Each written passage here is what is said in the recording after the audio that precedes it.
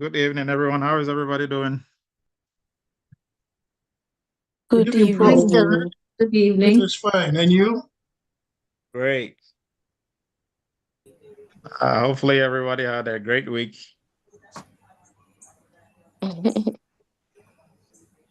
Like I always say, even if the week wasn't that great, it's the weekend. So it's time for you to relax, wind down, and prepare for next week. All right. So tonight, we have panelists, like a panel discussion with some panelists of different levels in their career in the cybersecurity journey, right? And tonight's topic is very dear to my heart because everybody goes through that journey, whether you're already in the security side working or at every point in time, you might find yourself going through that journey again.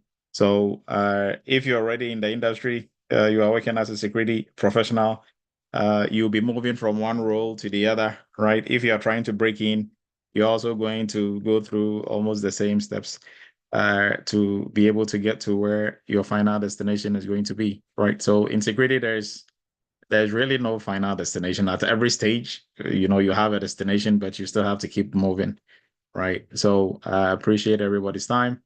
We will be starting here shortly. Let's make sure recording is kicked in. All right, and we can start time now. So for our panel members, I'm going to go through and pin them. I'm not sure if all of them are here, and if you can do us a favor and put where you charge, put your location, your name, and your location where you're joining us from.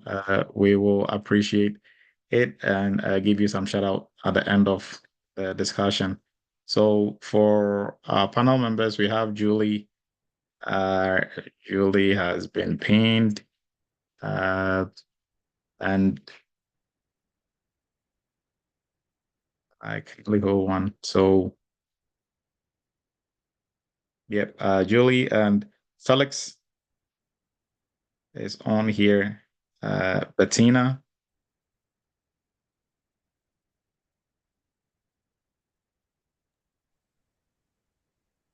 I think I saw Bettina coming. Yes, I'm here, Dr. Joe. Okay.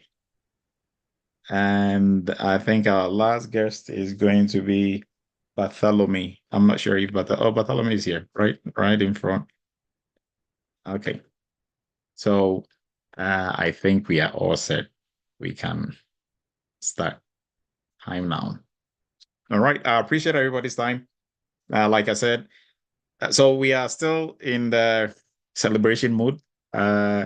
We just got the plaque for 1 million subscribers, and we will unveil it next week. So that is something for everybody to hold, like every kind of keep you in suspense for you to show up next week for Cyber Chat, right? And I appreciate everybody putting where they're joining us from in the chat. We have folks from Sweden, from all parts of the world, and we really appreciate your time. In Sweden is probably, I think it's like almost 1 a.m. thereabout.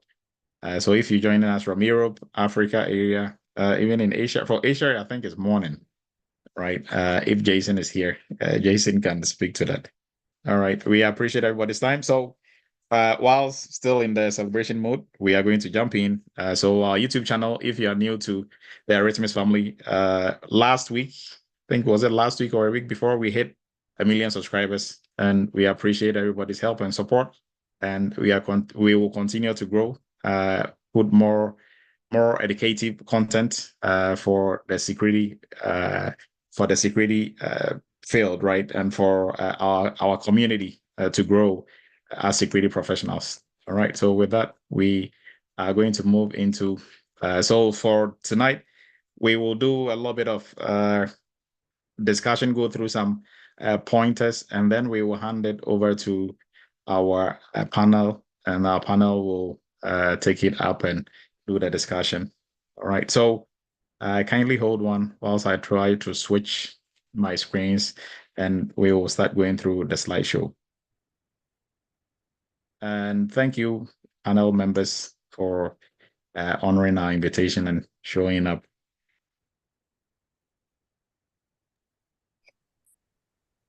Thank you for the opportunity. All right, you're very much welcome. And some of our almost all our panel members, they are all family, Eretmis family members, right? And like I always say, we are building an army of cybersecurity professionals. So all our resources that we are using at Eretmis, they are all in-house. We build them from where they came, like when they joined us, where they were was where we took them and push them all the way to where they are, right? So that is the beauty of what we do, and we are very proud of everybody in the Eretmis family and all our panel members and other previous panel members and all mentors and all mentors, right? And everybody in the family trying to help and spreading the word.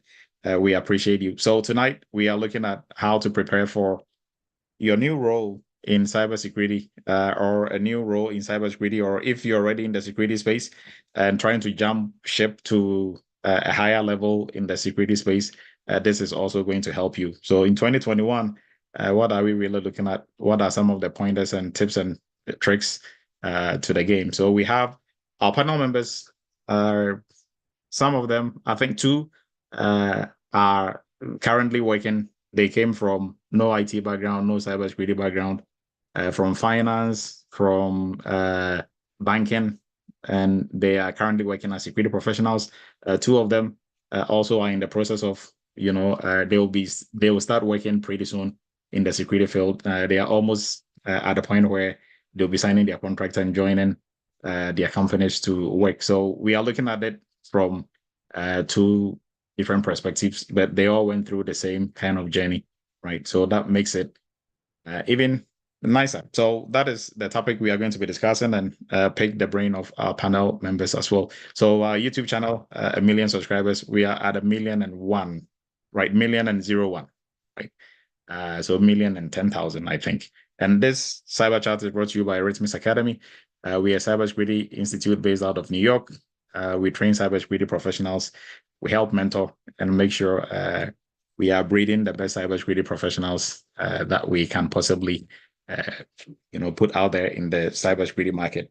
Right. So I'm Dr. Emmanuel Edu. I'm going to be your facilitator as usual for tonight.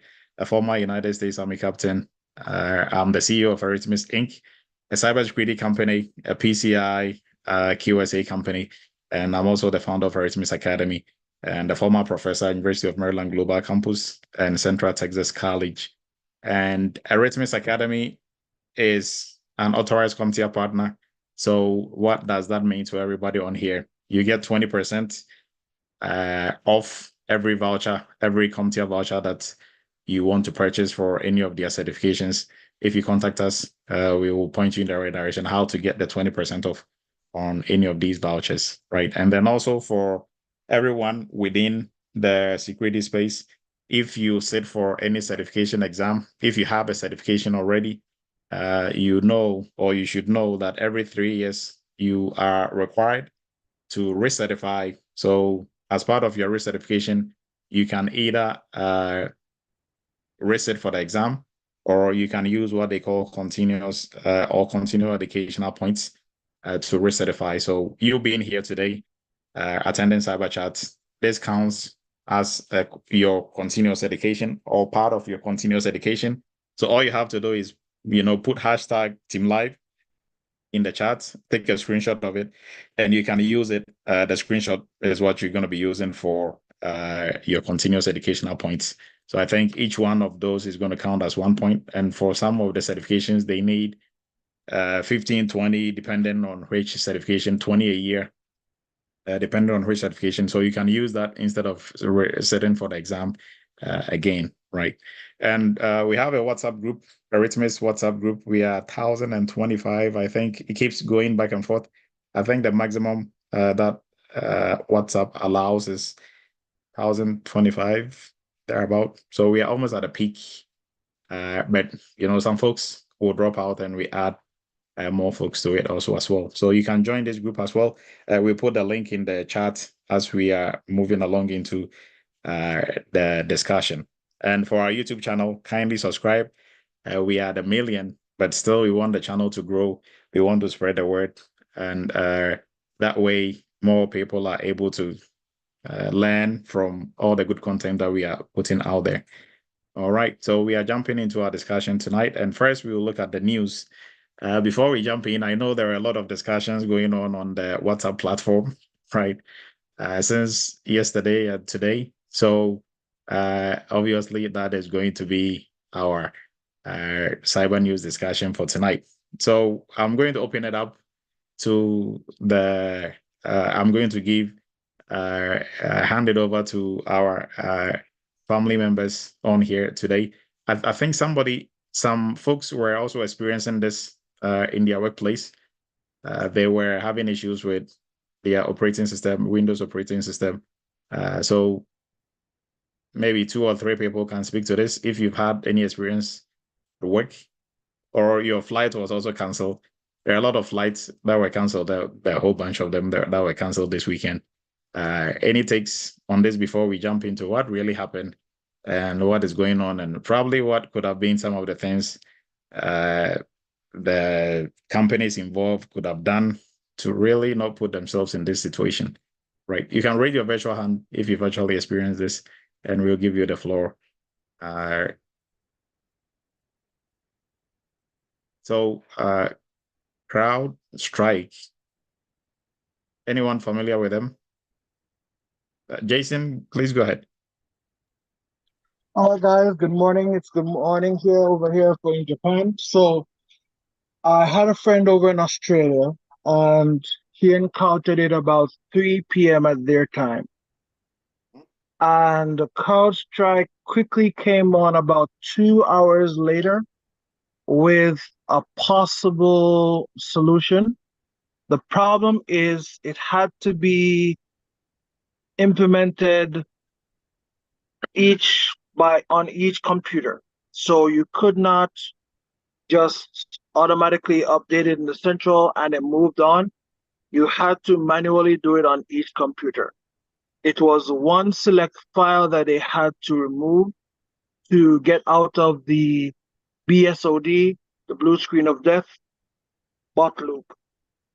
So once it happened, the computer was constantly showing the blue screen over and over, no matter how many times. So he left around midnight after setting up all the problems, but they weren't, even then, it was about 80% completed. Oh, okay. So Okay. I hope that helped. Yeah, thank you, Jason.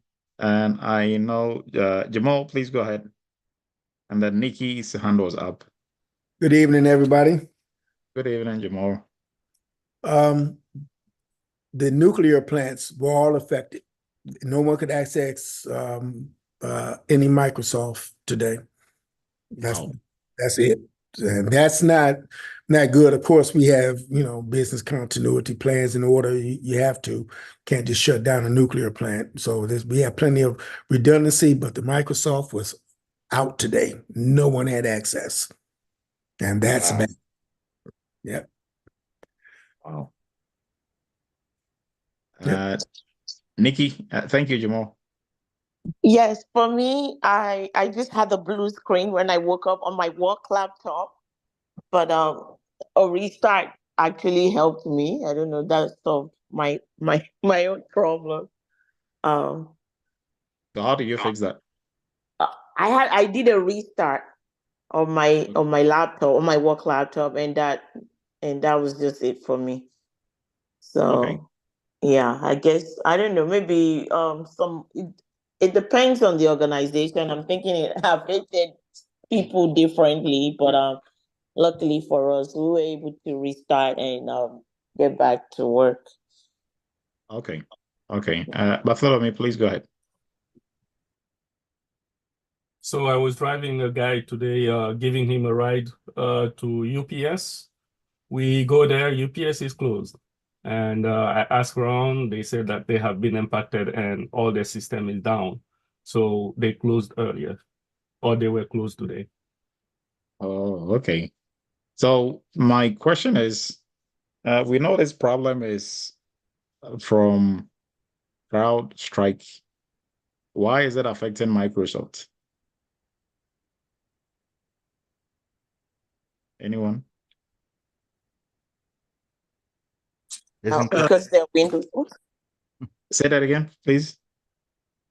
No, I was going to say that CrowdStrike one of Microsoft's third party that handles a lot of their security patches for at least like 50 companies. Okay. Mike, please go ahead. Oh yeah, I was just gonna say I'm not exactly sure the relationship they have and the services they provide with them, but I'm just thinking that there is a sort of relationship which is a third party or vendor relationship. That is why the impact kind of had a flow over into Microsoft. Like we all know, wherever there's a third party relationship and there is any security impact, it definitely most of the time will have an impact on the other company that has relationships with them. So I think that's the reason why. Okay. Jamal, please go ahead. Oh, my hand must not have gone down, Dr. Adu. Oh, from previously. Okay. Yeah. However, I do have a question later on. I don't know if this is the right time for it. Okay, then, I mean, as we are moving along, I think we can discuss that. But Mike, please go ahead. Michael. Dr. Edu, I would like to know if what has happened, the company can be sued for compensation of the time lost for the other third-party companies that they work for. Oh, yes, of course, that is coming. That is coming. I mean, their troubles have just started. So companies can sue them left, right, center. So yes, their troubles have just begun. And so on the question of why CrowdStrike's issue is affecting Microsoft and other companies. So what services, is being provided by CrowdStrike to Microsoft and other companies that is affecting them? Jason, if you want to take a shot at this one. Thank you, Doc. So CrowdStrike offers what is called Falcon Security Assessment. And it's the biggest assessment being used on the Windows services. So when they implemented this new upgrade, even though the CEO has come out and said they did a lot of testing, and this problem came up after implementation. This was affected everything on the Windows side, especially Windows 11. Because if you have Windows 11 on your computer, that affected it most. Most services that have recovered now have a mix of Windows 10 operating system and Windows 11. So if you have Windows 11, it will take a longer time for the companies to recover. Hope that helps. Oh, okay. Yes, that does help. Nebechi, please go ahead.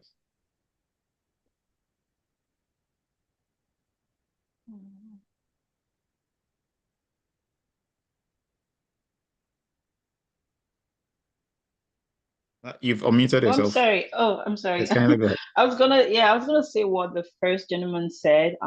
They manage endpoint security as well for a lot of those companies that they are a third party, as all other people guess. And like he said as well, it was an update issue that went wrong. The CEO has come out, and everybody's saying the same thing when he was interviewed. They're talking about all the lawsuits that will come. He's bracing himself, but he's just saying he tried to push the blame a little bit today on Microsoft a little bit, because what he was saying is the Microsoft system could be also very, very complicated. Maybe their APIs weren't in proper communication as well. But at the end of the day, their losses are coming. I just wanted to say that, this is the service they provided, and then this is where the problem came, and the losses are coming. That's it. Okay, thank you. So CrowdStrike is a cybersecurity firm that provides a bunch of security services, including antivirus software to all companies, including Microsoft, right? And I think they are major players when it comes to the security aspect of Microsoft. So that is why it has had a really great impact on Microsoft, right? So what happened was that they were doing everything right. Security patches for software companies, every now and then they identify vulnerabilities within their software. So they write another software or another script, which is intended to patch the holes that were identified in the previous one, right? And that is how the software business goes. So always you are doing updates. So this update, and for updates, sometimes it is meant for good, but it can get you in trouble like this one, right? So that is why you have to try your updates in a safe environment before you push it out, which I don't think CrowdStrike would just push an update out without testing it. Maybe probably they didn't test it extensively as they were supposed to, but for them it's business as usual. They test it one time, maybe in a virtual environment, it works fine, and they just push it out because that is the normal operating procedure for them. And all their previous, can you imagine how many patches they pushed out in the past or updates? Uncountable. But all of them didn't get them in trouble, but this one, so probably they were not very lucky on this one, or they are getting too complacent. I'm not really sure what the issue was, but apparently they pushed it out, and it became a problem. It is not working well with Microsoft's operating system, so it is giving issues with the blue screen of death. So for Microsoft, if operating system is not working fine, you're going to have that blue screen, and that is going to pop up every time and ask you to either restart or seek for help. So that is what happened, right? This is the service they are providing for Microsoft antivirus software together with other security softwares that they are providing to other companies and Microsoft as well. So now when this happened, obviously the blue screen of death, like we are talking about, when you start your operating your system, it is going to boot and end up with a blue screen because the boot sequence is not going to complete. So it's not going to take you to your normal Windows environment. And this happened, I think, today, started today or somewhere yesterday, eating into today. So this is purely the problem of CrowdStrike, but they might also try to push it a little bit on Microsoft. Now, this problem affected only Microsoft. Systems that are using Mac systems and systems using Linux operating systems, systems that are using the Linux operating system, they didn't have any issue. It's just Microsoft that it didn't really work well with, right? But when this happened, guess what also happened? CrowdStrike, their shares went down by 11% today, right? Microsoft went down a little bit, not that much. But for CrowdStrike, they should really embrace themselves for the big hit that is coming, because all these companies and because Microsoft, almost everybody is also using Microsoft. All companies are using Microsoft. So almost all companies also got affected. Airlines, the health, like Bartholomew was talking about, UPS, or everybody is closing and shutting down because their systems are not working because they're using Microsoft. And, so this is a really big problem, a huge problem. So I'm not really sure what CrowdStrike could have done, right, to foresee this, because I'm pretty sure they did testing of the patch before they pushed it out. But when this happens, we can go on and speculate, but we don't know for a fact. I think even for them, they are trying to investigate it now to really see what really happened. Right, Jamal, please go ahead. Your hand is still up. If you have, I raised it again, Dr. Duke. Thank you. Okay. So that you answered part of the question, because I was wondering, I'm still learning, but if they did in a virtual, environment first, what would keep it from not showing that it wasn't going to work correctly in that virtual environment? Two, Russia was not affected by it, so I guess they're not using Microsoft products. Okay. Yeah. So I'll try and answer this. Now, what could have happened was this. For all software, like all patches, even for the companies that installed these patches and they run into problems or these updates, they should have also installed it in their virtual environments to see whether it is good before they moved on with it, right? Dr. Edu is an individual. If I have I'm using CrowdStrike and I just install this on my system, it affects only my system. But if my Eretmis has maybe 50,000 computers, we are not just going to install an update on it because Microsoft pushed it out or CrowdStrike or whoever pushed it out. We will install it in our virtual environment. We will have some sandbox of some sort, install it in there, see how it is going to work before we push it out on our production environment, right? So they all have a part to play, most especially the owners of the software, which is CrowdStrike. They were supposed to test it and test it extensively. Now, this is a big problem. It's huge, so everybody's attention is coming to it, but probably some 2 or 3 people were the ones who did the testing, right? And it was business as usual. So, yeah, we tested, it checks out.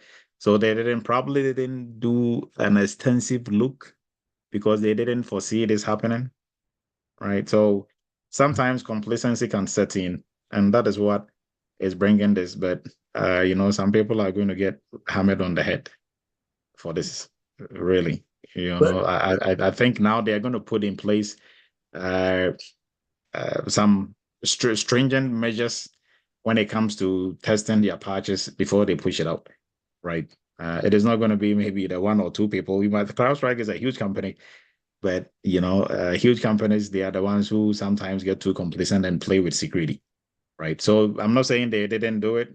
They probably did it, but they just checked it off. If it worked on 1 or 2 virtual Windows systems and Linux and Mac, and they were like, yeah, it's good. Let's push it out, right? So maybe they will learn from this. Isaiah, please go ahead. Yeah, Dr. Do. Yeah, working in the government, we also got affected, especially at the Veteran Affairs. It brought down the whole enterprise service desk phone systems, which was actually on a few of our servers. But I listened to what you're saying, and I totally agree. Both of us having known what the government can actually do, complacency may be a major factor. As you said, they may have tested in their virtual machine, but not on one of their boxes to actually say certain things. And some companies have started to roll out to Windows 11, but the government still is backwards compatible, so we're still running Windows 10, and we were able to at least get back up at least by probably 9:30 this morning, more so quicker than other companies who actually came on, I think, around like lunchtime. Oh, okay. Thank you for your input, Isaiah. Tunde, please go ahead. Dr. Lu, this is a question. So organizations, right? Could they have a backup? What could they have done in this instance to make sure that the operations go ahead? Could they switch to another service or something? So it's a question. Okay. So in this case, what really they could have done is like I was saying, test it themselves before they roll it out onto their production line. Right. Like once you roll it out and it is, being installed on all your systems, it's very hard to take it back. And like Jason was talking about his friend in Australia, when they were trying to roll back the updates that they've installed, they couldn't roll it back on the whole entire enterprise setup that they had. They had to do it individually on individual systems. So if you have 5,000 computers and maybe 400 servers, you have to go in these different systems individually to uninstall what you've installed, right? And that is not fun. So for companies, they have to. I think most companies don't do this, but they are supposed to do it.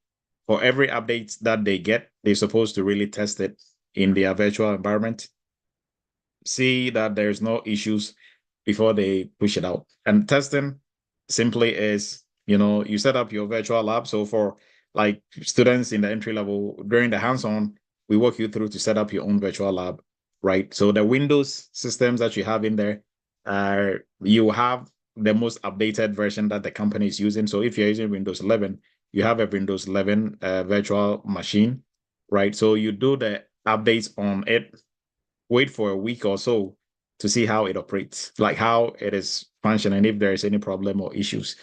And for companies, because they have the funds and they have the money, after doing it in the virtual side, you can do it on at least 2 systems that are not part of your network. See how it is also going to behave, right? And then you can move it. So that is why for most of the frameworks that are out there, or for best practice within the security space, if there is an update or there is a patch that has been pushed out, you have up to 1 month before you install it, right? For PCI and other frameworks, that is what they preach, at least. So the 1 month is for you to do what I'm talking about. You install it, try to see if there are no problems or issues before you roll it out, right? I remember, I think when Windows 10 came up, I had just purchased the Windows laptop, Microsoft laptop, they call it what? The flat one, the little one. I don't remember the name anymore because I don't use it. Now, there was an update for Windows 10. I installed it, and my system started, looking like a Christmas tree, right? My screen all of a sudden turned into a Christmas tree. And I was wondering what had happened because I installed it, put it, and I came back to use it in the next 2 days, and it was behaving like that. I'm like, what did I do? And then I remembered, oh, that update. So I guess what I did, went in there, uninstalled the update, and it worked fine, right? And it wasn't, so I Googled it, or I went online, and most people were having the same issue. But the problem was I didn't test it on anything. I just installed it. So if this was a production, like this was like for like 50,000 computers, and then I'll run into issues, right? So what the company could have done was to test it. Now, as a form of disaster recovery setup in terms of backup, mostly it's very expensive to have another network that is ready to go at any point in time. Very, very expensive. You can't be maintaining 2 networks like that. So for companies, it's almost impossible to do that.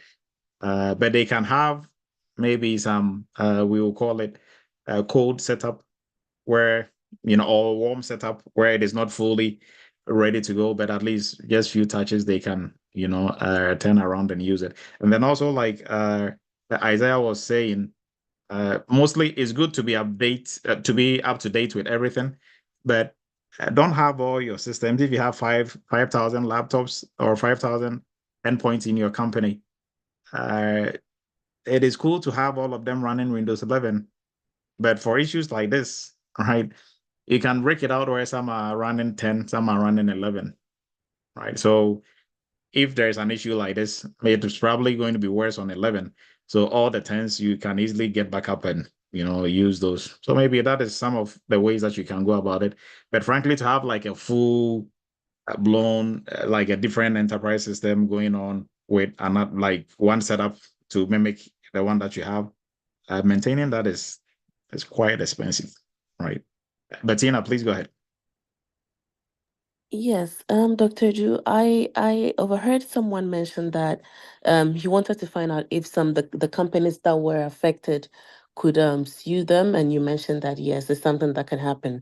So I'm just wondering that with what you just said, assuming they are sued and they are able to show that they actually did their due diligence, i.e., they tested this. For instance, maybe if they were supposed to do this for over a month and they did what they were supposed to do, and after everything, this still happened, would this be like would they be left off the hook because they were able to do what they were supposed to do, or they will still be held responsible for the loss that the companies lost, basically? Yeah. So, I mean, so for everybody, Bettina is a lawyer, right?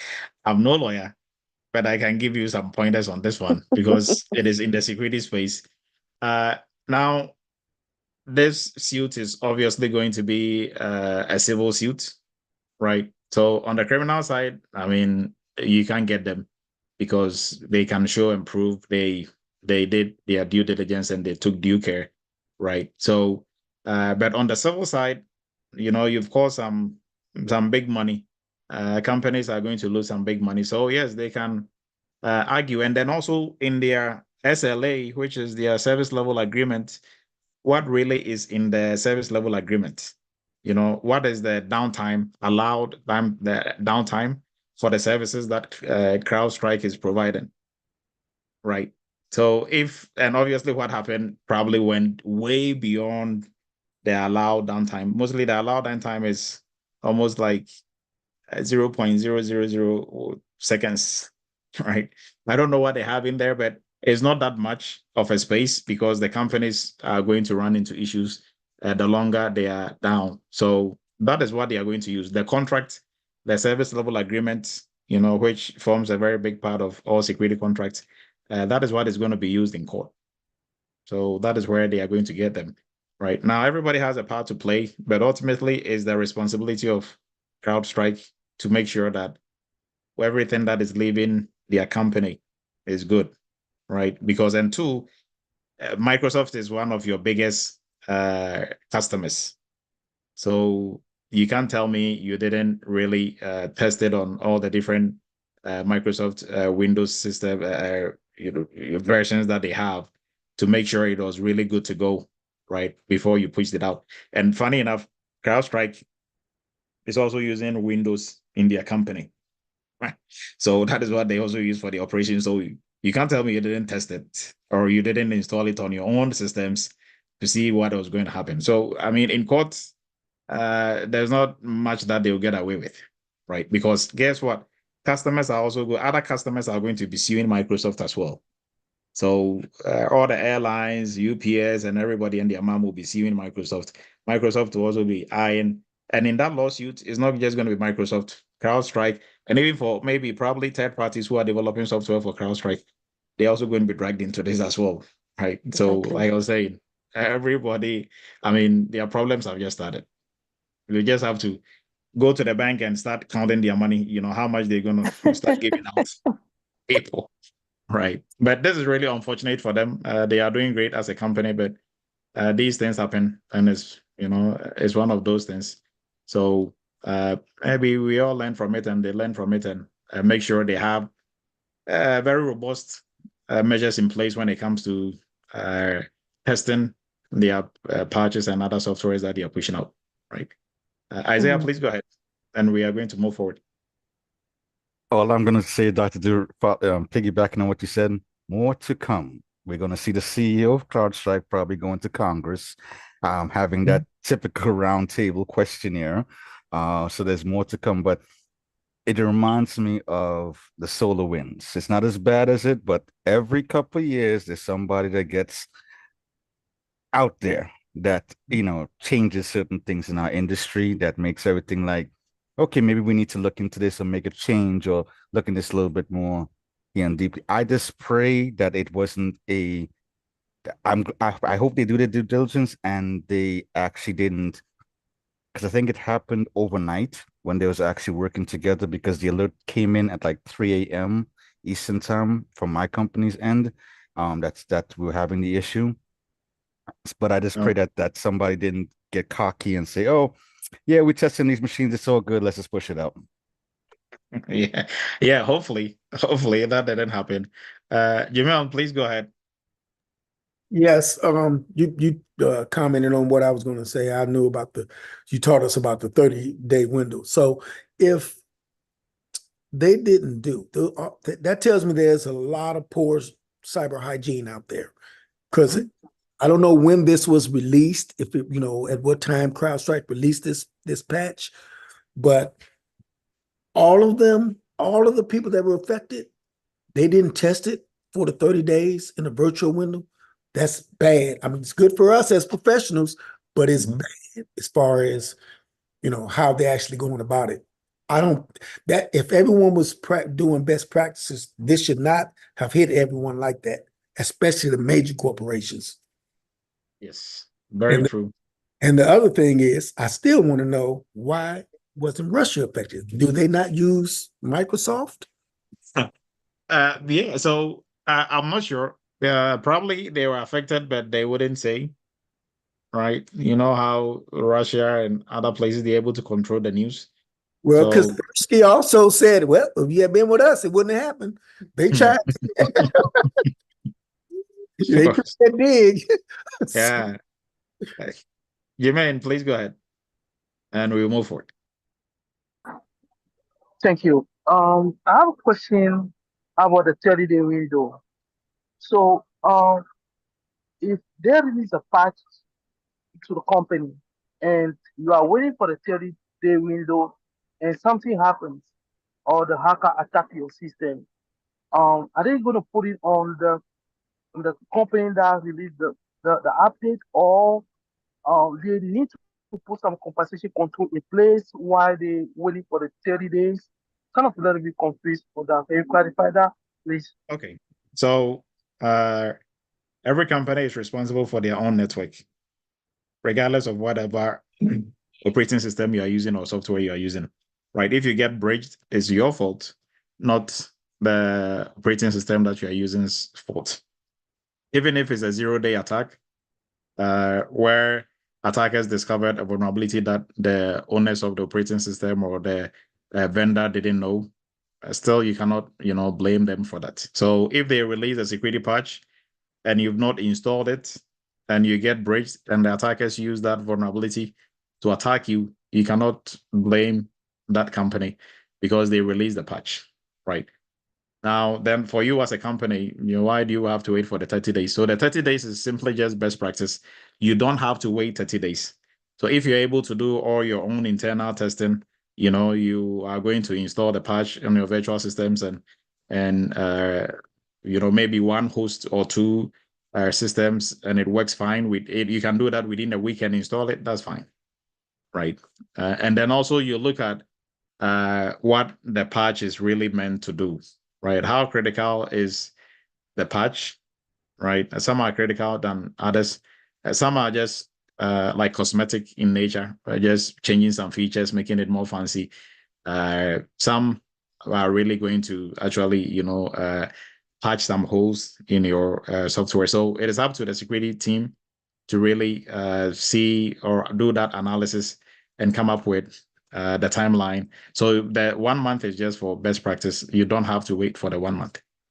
So with this, we are going to move on. So we have a graduation tomorrow for our interns who are completing, I think, for our March interns. So 10 a.m. Eastern tomorrow to 11 a.m. Eastern. Kindly join us. Let's celebrate our interns for all the hard work that they put into the internship that they've just completed, the GRC internship. And we are moving on into our discussion tonight. I know Cyber News took a little bit longer, but before we do, for folks who are looking to start careers in the cybersecurity space, regardless of your background, whether you have an IT background or not, we have something for you. So no cybersecurity background, no IT background, no problem. Our cybersecurity entry-level course will take you from where you are to where you can start working as a cybersecurity professional. So if you are looking to break into cybersecurity, this is the way to go. Now, some folks, they have no IT background or cybersecurity background, and they want to break into cybersecurity, but they want to break through with PCI or with some other specialty area. That is really not advisable because you cannot just specialize with no background in any field, right? So the entry level is not an introductory course. It will take you really deep into all the major areas of security. So we take you through knowledge and then the skills portion where you get to use some of the popular tools in the security side. And then we move you into the internship where you get to work on real world security projects right? And then we do job placement, do one-on-one mentorship and assistance, help you restructure your resume, and then also interview prep as well, right? So kind of look into that if you're trying to get into the security space, or you have somebody, a friend, family member who is trying to get into the security space. I know there are a lot of magicians around who are, saying they can get you a cybersecurity job ready in 30 days or 45 days. Dr. Edu and Eretmis, we are no magicians. The entry level takes 4 months for you to complete, right? And once you complete the 4 months time window or time frame for you to get a job, for average for our students, is a month to 3 months, right? Now, those who are treating the job search and job hunt like their life depends on it, they are the ones who will get a job within a month and a half. Others who are more relaxed because they are too comfortable, 2 months to 3 months, right? So we are realistic. It is very doable, but it is not a walk in the park. It's not easy by any means, and it's not hard that you cannot do. You can do it if you put your mind to it. So, and for our PCI class, we are starting on the 25th of, that is next week. Our new PCI class is starting on 25th. Now, this is for folks with some IT background or some cybersecurity background. If you want to look for a niche within the PCI space, that is going to make you a boss in any company that you find yourself. This is it, because you are going to be the one running the PCI in the company. Most companies, that is their biggest headache. So you are going to be the one running this. Nobody's going to tell you what to do. You are going to be the boss running the PCI program for the company. So look into joining the PCI course. And then for our cybersecurity GRC internship, for folks already with, you took some certification, maybe you did RMF or some courses somewhere, but you don't really have the hands-on or the actual work experience to be able to work anywhere or projects under your belt. This is where to come to, right? Our GRC internship new cohort is starting on the 27th of July.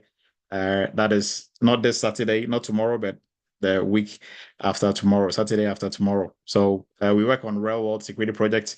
Our interns are assigned to 2 companies, and they work on recurring security projects for these companies, like their risk assessment, reviewing their policies and making policies for them, and other projects, third-party incident response, and others, right? So look into this. We're actually going to be doing not just learning and memorizing stuff. And during interviews, you can speak to projects that you've done, right? You can have all the certifications in the security space, but with no projects under your belt, you run into issues and problems during interviews and on the job. So if you're able to even get your way around interviews, you cannot talk your way through on the job. You actually have to do the work, right? So, and if you can't do the work, then they have to let you go, and you have to circle back and come back to the GRC internship. So don't do that. Get this first before you get on the job, right? And with that, also we have business for our business folks who want to set up their cybersecurity company to become like Eretmis, become a cybersecurity auditing firm, consulting firm. It's very doable. We have a training that gives you the blueprint for that. That is our cybersecurity business owner training. You can also look into joining this. This is also starting next week as well. So you can look into joining this as well. Now we jump into our discussion. But before then, our big announcement that we started from last week, the Eretmis Cybersecurity Conference happening in Maryland, 25th of October to 27th. And that weekend, we will be doing Cyber Chat live. So we are all going to be seated in the auditorium and doing Cyber Chat live. And that is going to be pretty fun. The link to show your intent, the actual registration will be posted next week. But this link is for you to show your intent. We want to get the numbers and see how many people we are looking at before we actually push out the actual registration link. So we are jumping into our discussion for tonight. That is how to prepare for a new role in cybersecurity in 2024. So before we bring in our panel, we are going to go through some of the things to look at to prep yourself for a new role in the security space for 2024. So what are we looking at? Now, for you to be able to get anywhere, you have to first know where you are located at, right? I remember in the Army, when we do land navigation, all they give you is a map, your compass, and a protractor, right? And then they give you the coordinates or the points, coordinates of where they have placed some wooden sticks with some numbers on it. So your goal is to locate 5 points, 5 spots with these numbers on there, right? Now, you cannot find any point if you don't know where you are. So on the map, you have to be able to look and, do terrain association and, use your compass and everything else to whatever you're going to use to determine exactly where you are in terms of where you are standing.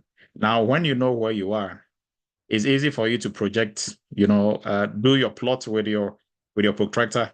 So if the location that the first point is here, you are going to use that, identify it. Now you have to plan. If you know I'm here, I want to get to here, then you are going to plan how you're going to move from here to here, right? So if you have to take a boat and then, rent a car here and then, take another boat and get on this side, you plan accordingly, right? So if you don't know where you are and you don't know where you are going to, you are just going to be on a joyride that is not going to end anywhere, right? So for you to be able to break into the cyberspace or to assume any new role, you have to know what you are looking for, right? Most folks, they will reach out to us and say, hey, I've done this training. All I need is help to find a security job.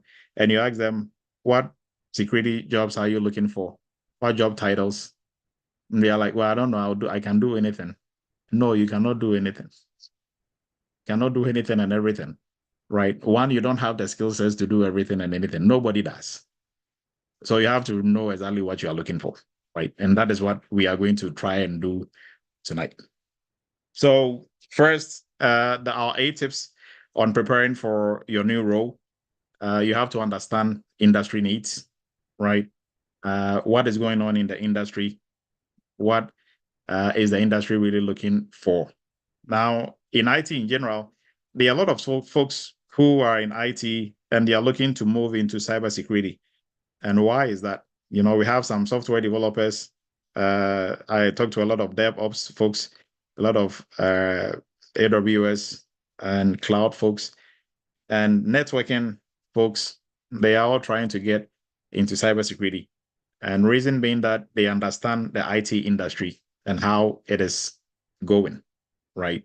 So sometimes in whatever space that you find yourself, if the career progression is very limited, right? It's like you are 2 steps there and there's nowhere else to move to, then you have to start looking around. Now, lucky for us in the security space, it's huge. A lot of, areas of improvement and a lot of career opportunities for you to grow. So you have to understand, even within the cybersecurity space or information security space, what are we looking at? Right? You can't say I'm new, so I don't know what is going on in the industry. Now, at the tip of your fingers with your smartphone, you can, research a lot, right? So identify specific areas in the security space, what type of training and, skills you need to get into those areas. And for understanding the industry, you don't even have to look further. Our Eretmis Cybersecurity for Beginners course kind of, will help you to get a very good feel of what the industry is all about, right? And then specializing, you don't specialize in the industry if you are not already in the industry. If you are getting in, you don't specialize. You try to have a very strong foundation and to be able to work in different roles before you're looking to specialize, right? Now, the next tip is to gain the necessary foundational knowledge, right? So one, education and certifications. So for knowledge, in cybersecurity, some cyber chats ago, we looked at the cybersecurity workforce framework, right? We've looked at a number of frameworks. Now we looked at one that is needed for cybersecurity professionals. So with the cybersecurity workforce framework, it talks about KSA, knowledge, skills, and abilities, right? In security, that is what we deal with. Everything starts with knowledge, and then you with knowledge, you move into skill, and then you move into ability, right? So without the necessary foundational knowledge, you are not going to do well, right? If you are going to be in security, you are going to do very poorly. So knowledge, education, it can be degree, non-degree, formal, non-formal. Now, mostly my advice is to get a non-formal, non-traditional training like the ones we offer in Eretmis and other places, and then try and get into the industry. Now, once you're in the industry, go look for a degree, right? Now, people think I'll just go get a degree in cybersecurity and that will help me get a job. Now, the degree, you are not going to gain the necessary hands-on and real world practice in terms of projects. And a degree is a degree. Half of the things you are going to learn doesn't concern that is not even about cybersecurity, right? So you have to focus, go to places where the focus is going to be purely on cybersecurity. Spend all your time learning cybersecurity, get a job with it, and then you can go back and get a degree, because if you get a degree is eventually going to come handy, right? And then certifications, get certifications. They are good, but don't be chasing certifications. Get the knowledge and skill to be able to work, and certifications will become a plus, right? So if you have them, it's good. If you don't have them, it's not going to take away from you. But for professional development, if you are in the industry, at least you should try and strive to get a certification, at least one or two, right? And to begin, CompTIA Security Plus is a good starting point, and then you can build yourself from there, right? Now, develop technical skills. Most people will come through and say, I don't want to be technical. I'm not interested in the technical aspect of security. Now, because their definition of technical is kind of limited, right? They think coding is what is considered technical, right? Coding, knowing programming is technical, but that is not the only technical aspect of everything that we do in security. Basic concepts and theories in cybersecurity are also technical knowledge, right? If you are not in security and I'm asking you about zero trust, it's a concept, but you don't know what the heck I'm talking about, right? Principle, like the principle of least privilege, you wouldn't know what I'm talking about. Defense in depth, you wouldn't know. And all these are just concepts. If you understand them, it is not coding, but they are all technical, concepts that you have to understand in the security space. So developing your technical skills, knowing, having a good working knowledge in networking, cryptography, identity and access management, and all these major areas of security, knowing how to move around in most of the operating systems, Windows, Linux, and others, learning security tools, familiarizing yourself with security tools, like SIM tools and others, Eretmis hands-on training, which is part of the entry level. We walk you through to build your own cybersecurity lab. So when we're talking about virtual systems and virtual machines, most of the people who've been through the entry level, they are there probably like smiling like, yeah, they should have done this, and they should have probably, installed a virtual box and use this, and because they know how to set that up, right? For security tools, we walk you through how to set your own virtual lab so you can practice at home, do your own fun stuff with the security tools that are out there. So familiarize yourself with some security tools as well. If you have all the certification in the world and you don't know any tool, or you've gone through several training, you don't know any tool, that is going to be one of your downfalls in interviews and also on the job, right? Now, hands-on experience, very important.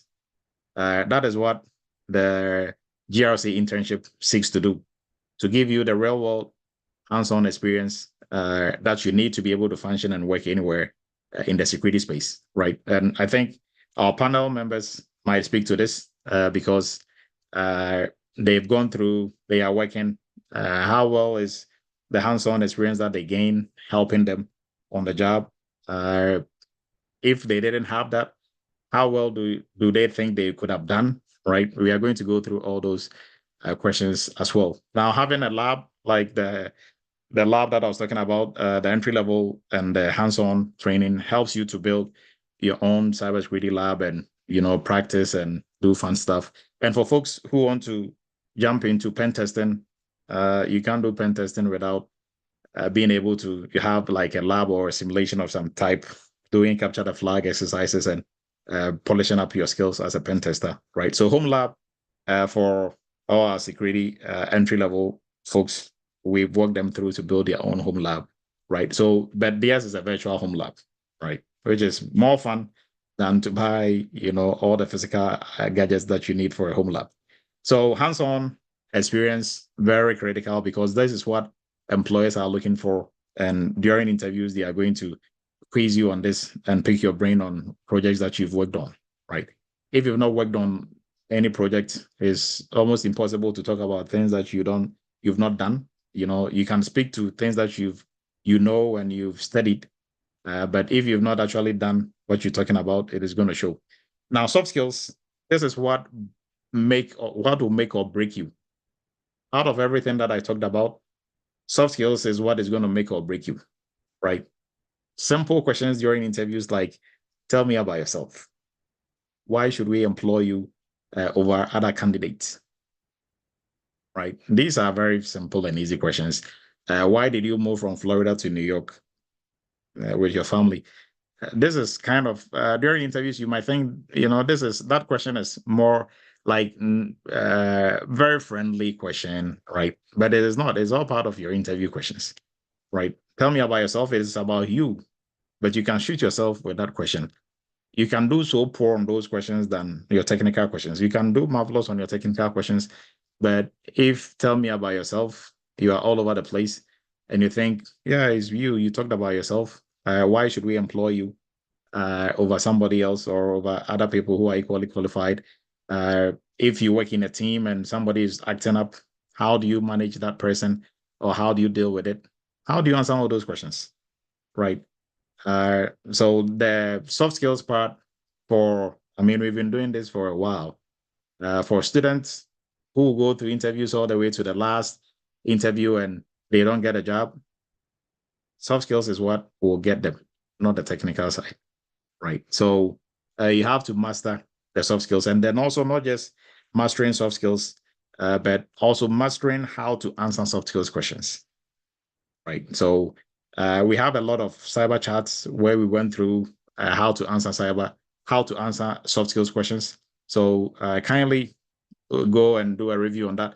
And then also for our entry-level students and PCI students and the GRC internship interns, we do interview prep and we go through soft skills questions, how to answer them and the approach and everything as well. So communication, problem solving, right? Attention to detail, teamwork, all those are some of the soft skills that employers are looking for, right?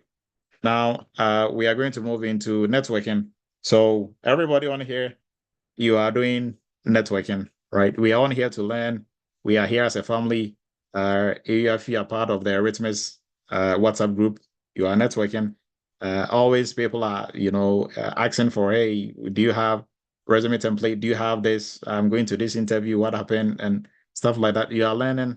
And people also post job postings from their work places as well. So you have to be part of professional networks like Eretmis Cybersecurity family and others out there, and then also seek mentorship. So if people who have been there, done that, you can pick their brain on how to go about navigating your own way all the way to your destination in the security space, right? And with that, we'll move into the last one, that is prepping for interviews. So you can be very, you can have the knowledge and skill in terms of the technical side. You can be very knowledgeable, or you can have a lot of soft skills, right? Interviewing is a whole different ballgame on its own, right? How to package yourself, how to prepare your answers, how to say your answers. You need to also learn that skill. And the most important is you need to practice, right? There are most people who will, even if they get some interview questions, they'll just look at it and, kind of have a game plan. Okay, I'll talk about this way, without actually answering the interview questions themselves, practicing saying the answers, right? All those are some of the things that you do for interviews. Mock interview, you have to do that either with your colleagues. In the Eretmis platform, you can, find study partners or interview practice partners that you can use. For our interns, mostly they'll have their groups, help them with interviews. You can have your spouse, your brother, your sister, your wife, your husband, help you with interviews. So they ask you the question, you say it, you go through. That is how you practice and you polish. Sometimes you might think something, okay, I'll say it this way, but when you actually say it, you're like, no, that doesn't sound right. And then also my what I tell everybody for interviews, look at it as an interview for a life partner, right? So you're not going to go there and tell them, hey, I want to marry you because you have money and you have a nice house and a nice car. That is what most people do during interviews. Why do you want to work for us? Oh, it's going to be a good career development for me. For you, really? You think they care about you? What are they getting out of this relationship? The company. But most people don't think like that. They think everything is about them. It's going to be a good, career development for them, a good opportunity for them. They're going to earn more money to help their family, and all that is good. But the company don't know you and they don't care, right? You are the one who wants to marry them.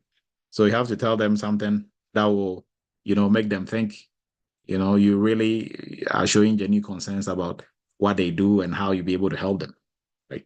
So have that mindset when you go into interviews. And resume prep. So tailoring your resume to jobs that you're applying to, that is how you get results quicker, right? Don't use one resume to apply for every job that you find. If you are doing that, then your strategy there is hope. And hope is good, but hope is not a strategy for using kind of going the lazy man approach, using the same resume without changing anything and trying to have it stick by throwing it at so many jobs. It isn't going to happen, right? So you are going to run into frustrations that they are not picking me because of this or that. I don't even have any interview because you are not taking the time to tailor your resume to specific roles, right?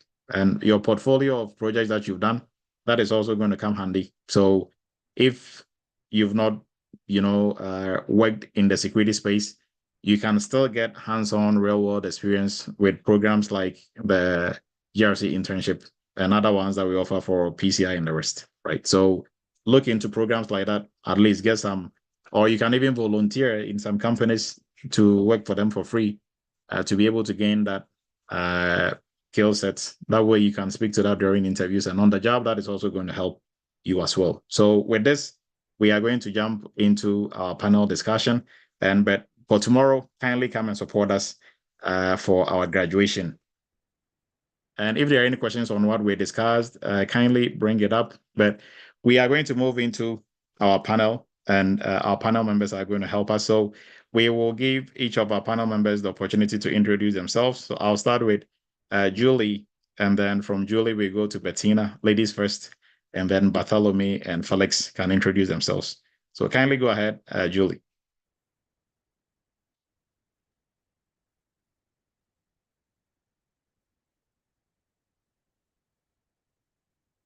Or if Bettina is Sorry, ready. I was on mute. Okay, go ahead, please.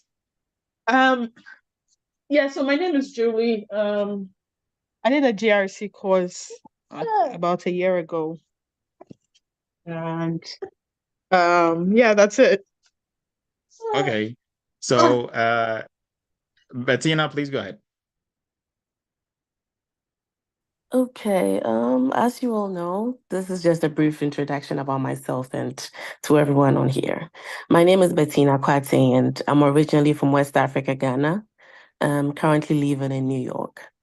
I have a bachelor degree in social sciences and also in law. I also have a master's in law, which I did here in American University, Washington College of Law, DC. In Ghana, I practiced business and transactional law and also a divorce lawyer.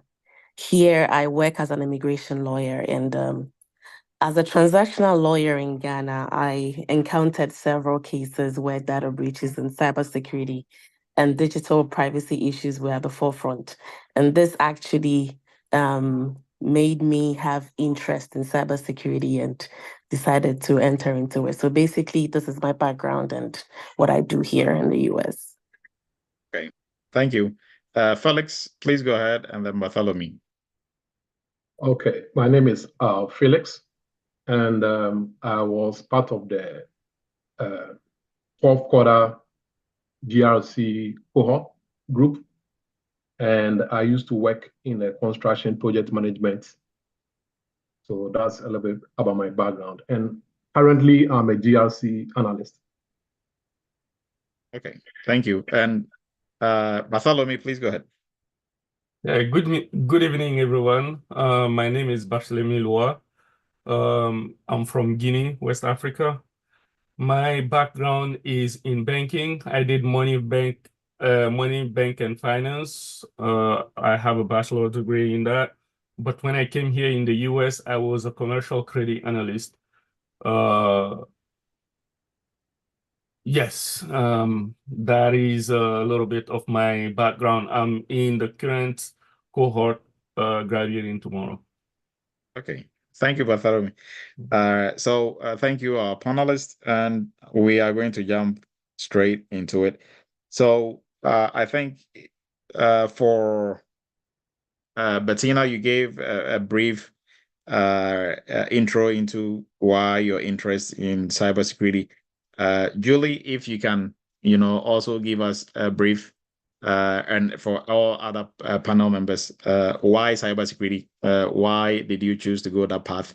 And Julie, if you can let us know what you're doing currently. Julie is also working as a security professional now.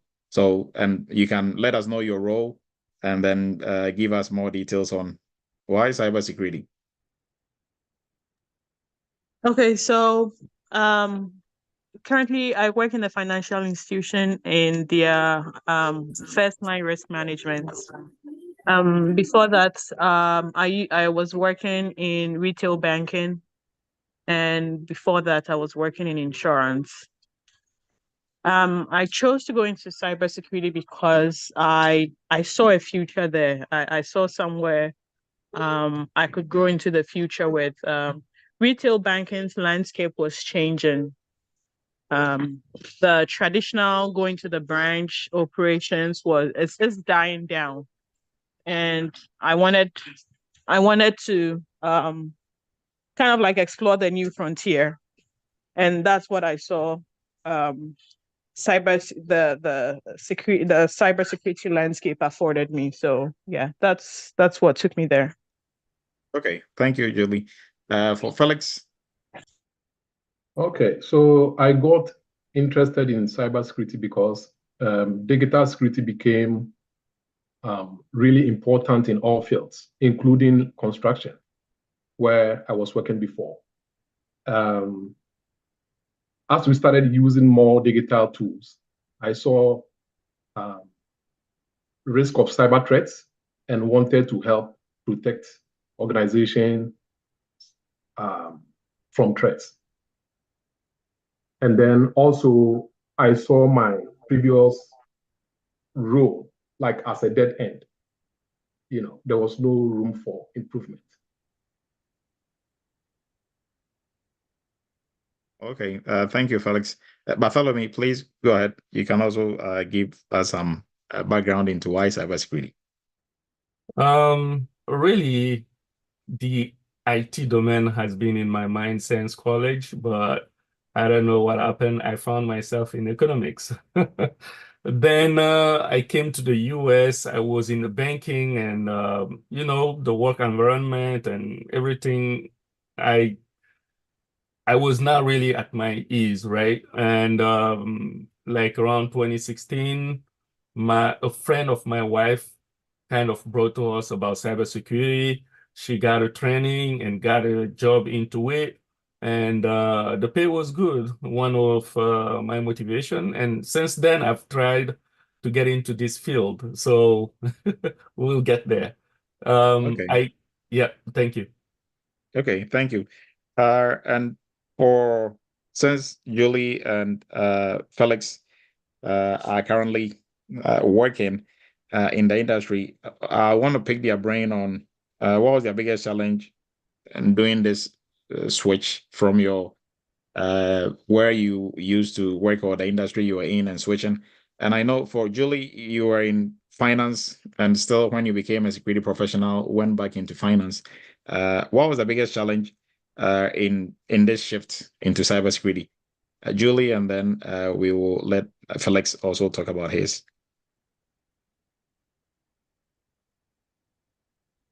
So, can you hear me? Yes. Okay, so the biggest challenge for me was just learning new stuff. I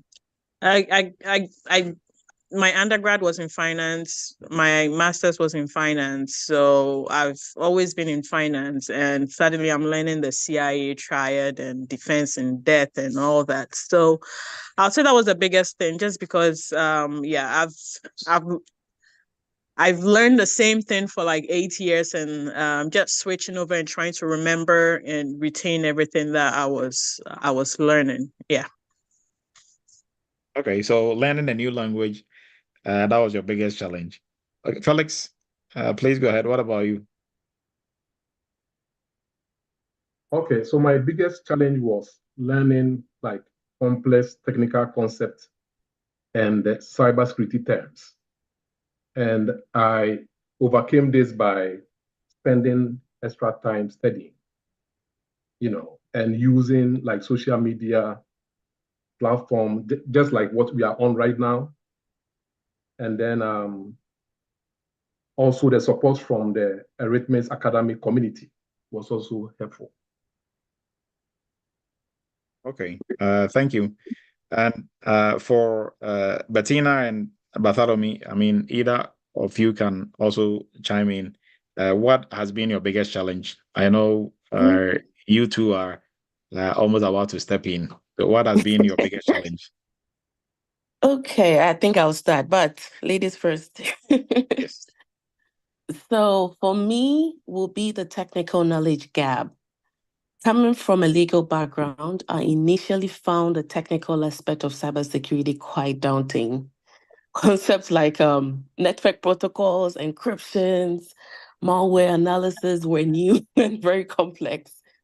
To overcome this, I actually committed myself to like extensive learning and upskilling. Eretmis Academy, I would say, has been a great blessing to me. That's the word I use.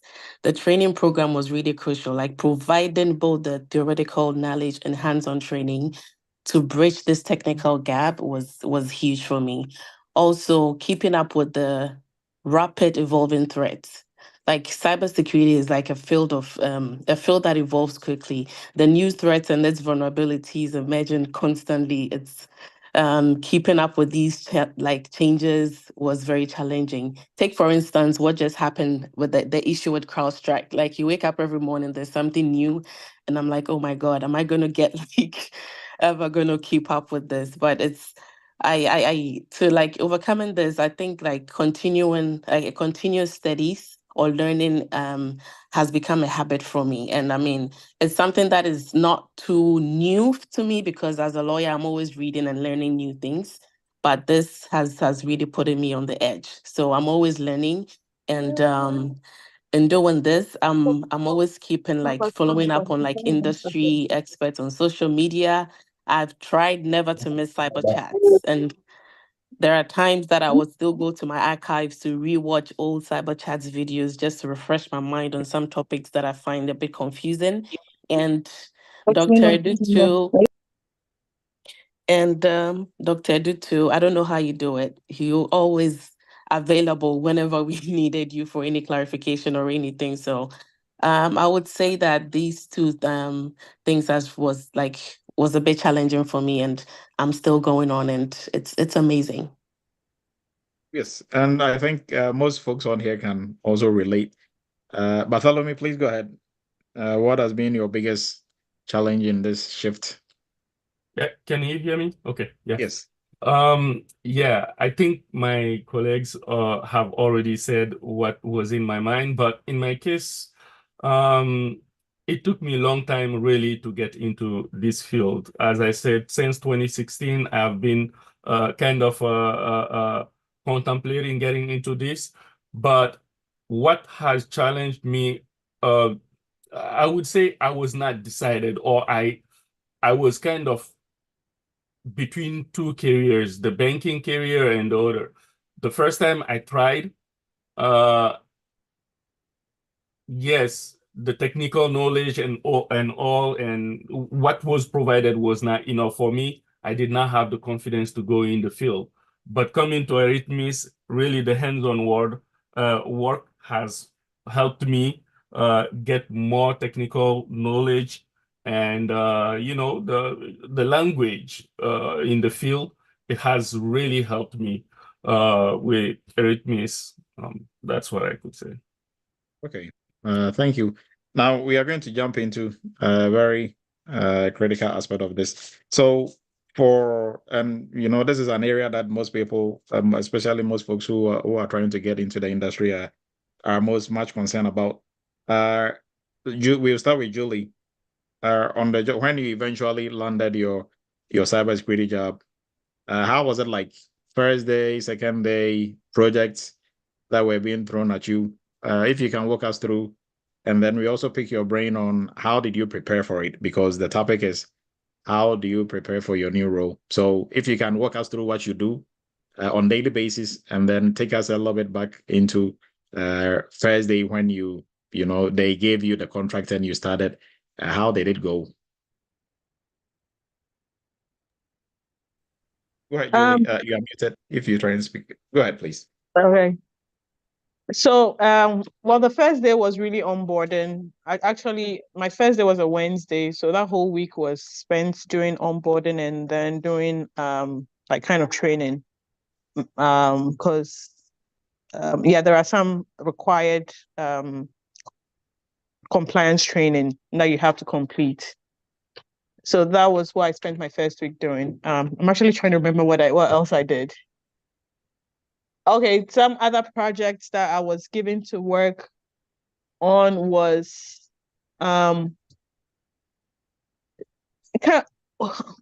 so we're trying to identify the processes, and we had to link it to NIST.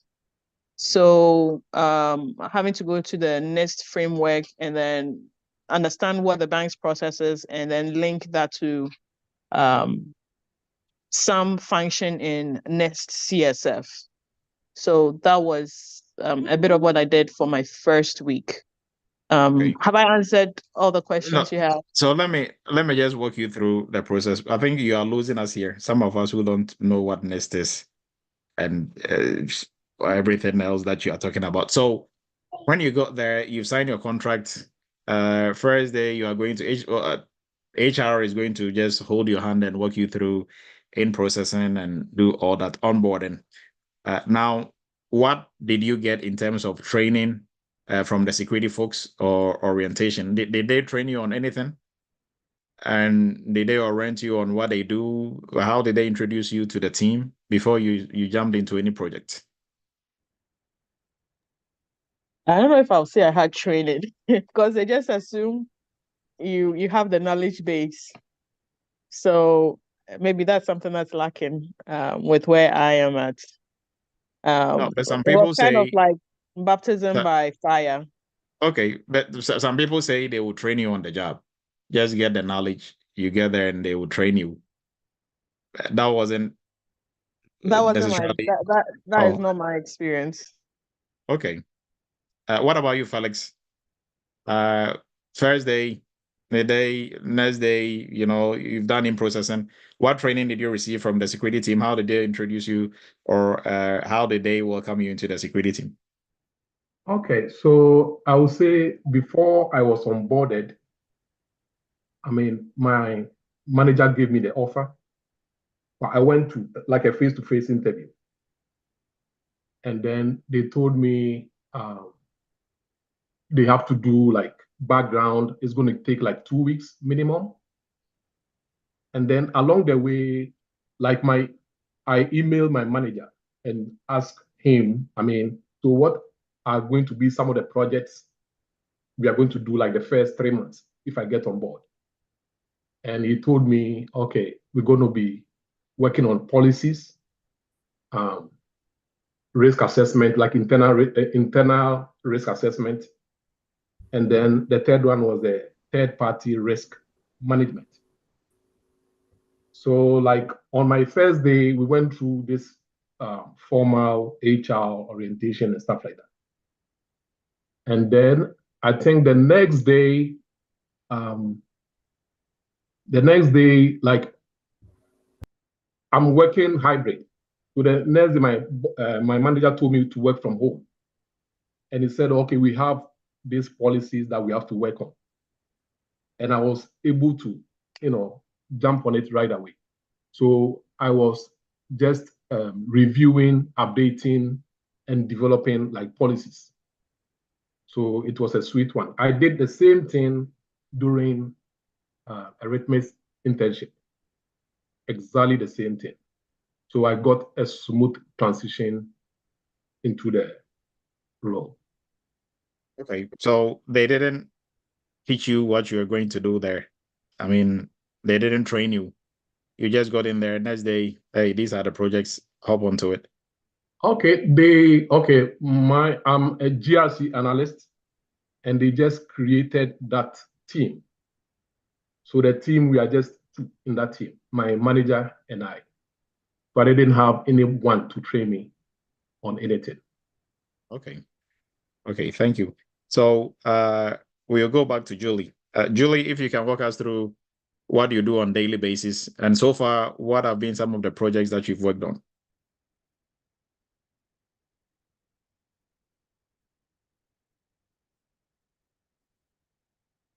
You are muted if you're trying to speak, Julie. Okay, so a bit of working on policies, standards. So basically I work in first line risk, and so you support first line managers with any problems they have, whether it's in GRC, how will I call that? Like a GRC software, whether it's in opening findings, working on risk acceptance. Do you need me to elaborate, or this is fine? No. So, I mean, but on daily basis, what are some of the projects that you work on? Or like, if you can walk us through just a little bit. Okay, so I'll just take one. Which is, your friend is saying, sorry, which is risk acceptance. So there are policies or procedures and standards in the company, and anytime any business unit or application owner is not able to meet those policies, they have to request for a risk acceptance. And then what I do is I will analyze the inherent risk, assess the compensating controls in place, and then based on the compensating controls, I come out with a residual risk, and I make a recommendation to the organization whether to accept the risk or not. Okay. Yes. Thank you. And I think Felix kind of mentioned some of the projects that he worked on initially when he joined his company. So we're not going to go back and ask that. Now, Bartholomew and Bettina are going to come in. But before they do, Felix, what really prepared you for the role that you are in, right? For the projects that you're working on, and you're talking about nobody trained you. You got there, during interviews, you said you've worked on projects. So when you get in there, mostly what they like, I tell everybody, nobody's going to train you. They expect you to know your stuff. What they are going to do is orient you on what they do, right? So if there is a tool that you're not very familiar with, they are going to kind of show you your way around. They are not necessarily going to be training you how to do your job as a security professional. So, Felix, what really prepared you, right? What really prepared you for this, knowing what you do now, and since you've been in the company, what do you think really prepared you for this new role? Okay, so for example, during my internship with Eretmis, we work on real awareness training and incident response cases. We work on, developing policies, work on so many projects, like conducting like baselines, risk assessment, and stuff like that. And these experiences were very helpful in my current role and during my and during the time I interviewed. So what I learned from Eretmis during the internship is what I transitioned into my current role. Okay, and then also aside the technical, stuff that you had some projects under your belt before this role. In terms of soft skills, how did you also prepare? And even like your mindset, how did you prepare yourself for this new role? I mean, you are going to have that imposter syndrome. Can I really do this? I mean, is this really for me? How did you overcome all that? And soft skills wise, how did you prepare for this also as well? Okay, so like on the soft skills wise, I mean, you just have to be proactive. If you don't understand something, I feel you have to like ask questions. Can you elaborate on the soft skills aspect? Are you talking in terms of during interview or? No, so actually on the job, now you are working in a team of 2, right? And what you are doing, you're also going to need input from other members, people who are, aside your team, other control owners. How do you deal with them? How do you communicate? How do you reach out to people? How do you think you really prepared for, such to be in that role? Okay, so in the IT department, we are about 20. We have different teams. We have the security team, we have the compliance team, participating in, I think we did like presentations during the internship. And the way the presentation went is not different from, what I do right now. So we have like stand-up meetings Monday through, except Thursdays. You have to report on the progress of what you are doing. And if you have any impediments, you report, then you move on to, we move back to the assignment we are working on. Yeah. Okay. So Julie, I'm also picking your brain on how did you prepare for this role? Technical side and soft skill side, how do you prepare for this?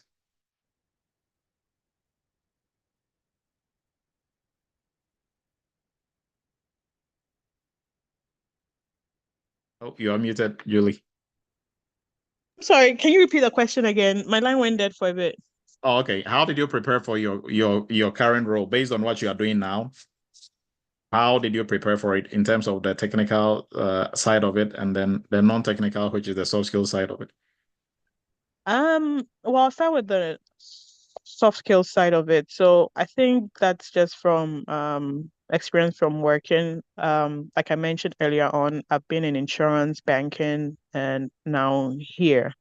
So it's skills you pick along the line through coaching from managers implementing it, and honing that. So I'll say that's where I got my soft skills from. The other one, the technical, I'll say Eretmis gave me a really good foundation, and then the rest was immersing myself in the IT space, kind of listening to podcasts every morning, educational materials on YouTube, and then just webinars, signing up for ISC Squared, and then they offer free webinars, and just participating in that so that you are building knowledge. So those were some of the things I did too. Okay. Yeah. Thank you. So now I'm moving to Bartholomew and Bettina. So Bartholomew and Bettina, they've been to a couple of interviews. I think I know Bartholomew, no, Bettina has an offer already for the interviews that you've been to, right? Since we are looking at it from different folks already in it and folks interviewing. So for the interviews that you've been to, I'll start with Bettina first. How did you prepare for it? And how did you go about that whole process for you to even move from stage 1 to stage 2 to the third interview to get an offer? If you can walk us through, how did you prepare for your interview, or what prepared you for to be able to scale these interviews? Okay, so I will start with this was my first interview and was my first offer. So I used to tell my colleagues in our internship group anytime we're having like our meetings, and we used to meet every day. And then I'll tell them that, hey guys, I'm just going to start applying now. And I'll just use, if I get an interview, I'll just use that as the rehearsal interview until after I'm done with the internship. And we all used to laugh about it. And I actually did that. So I got an email that I was going to go in for an interview. And then I immediately sent a message to my group mates that, hey guys, something is going to happen to me. Or they were even laughing at me. And I was telling them that I just got an interview. I'm just playing with this thing. And seriously, some company has taken it seriously and they've sent me an email. So for the time that they sent me an email, I wanted to reach out to you because I was truly, honestly, I was very scared because I was not done with the internship. At that time, we're like 70% done, like into it. So I felt like, okay, I will just shoot my shot and see how it go. So the first interview, I just did my research, and normally I used to listen to you on Cyber Chat and how you used to like um tell people how to prepare for interviews and to try to know the company and learn more about the company more than the person going to interview you, and also try to understand the job description. So basically that's what I did for the first stage. And at that point I was like, you know what? Let me just try this. If it goes well, that's fine. If it doesn't, I'm not even done with the internship anyway. So you never know. So I did the first one, and shockingly, I think I did quite well. I recorded it and I sent it to my colleagues, and they were also impressed and everything. And then the second one was when I had to. I was like, my group members was like, this the second one. You need to contact Dr. Edu because you need like help because we're not done with the internship, and that's what I did. And I must say that you truly helped me. Like, we looked at the job description and then we discussed the job description. You helped me with some questions, like some possible interview questions that were going to come up, technical and soft skills questions. I went through all that, and the most interesting thing was how you helped me plan for the interview. So the fact that we talked about the fact that basically for every interview, everybody coming is going to talk about what they have done in the past. And for a company to hire you, yes, they understand that what you've done in the past is what is on your resume. Now, what are you going to do for them as a company? Because what you've done in the past is what's on your resume that got you the interview. But moving forward, you need a plan as to how you are going to help the company move on or do their job very well. And you helped me out, like set up like a whole plan. So this company that has given me the offer, they don't really have like a cybersecurity team in their company. They used to have people that would just come and go. And so for now, they wanted to have like a full cybersecurity program. So for my first the interview, apart from me talking about what I've done in the past, and this what I was talking about was mainly everything that I've done in the internship so far. I spoke about the policies that we've worked on. I spoke about the risk assessment that we've done, third party. And I was shockingly somebody that had no idea about what cybersecurity and everything was. I was talking as if I have done this job for several years. And I was very impressed with myself. And apart from that, I would like, as you helped me, you helped me to put up like a plan for the company. And they were actually shocked in the way, like I could see it in their faces during the, like it was a virtual interview. And I told them that I had to, I put in like a plan for the company basically because they had no cybersecurity team in the company. I gave them like a plan, a 3-month plan, a 6-month plan, a 9-month plan, and a 24-month plan, and they were super amazed. So after that, they moved me to the third stage of the interview where I had to go to the company to meet them, some of the CEOs and some of the IT department people. And I went there. And in doing that too, I only did not go empty-handed. I got help from Dr. Edu again. And I went there with like a full roadmap as to how I was going to do everything to help the company and all that. I got there and I did my whole skill. Like, I mean, I'm a lawyer with a profession. Like I'm a professor too. So apart from that, I got there and I had my own like slides with a roadmap, and I sat them down, mapped, like projected my information on the board, talked to them like I have like 5 years or 7 years experience in this job, and they were really impressed. I mean, so they threw some questions at me that some was a little bit tricky, but I've tried to, find like my way out of it, and I answered it, and I got an offer. So basically, this is how I went through my first interview and my very first offer. Yes. Can you hear me? Yes. Okay. Thank you. So, okay. So you've walked us through how you prep yourself for how you are preparing for this, walking us through the whole journey. Thank you. Right. We'll go to Bartholomew. So, Bartholomew, how have you? You've also gone through. I think you are in your last interview now. How have you prepared, or have you been preparing for the interviews that you've been going to, and what has helped you to be able to get to this far? Thank you.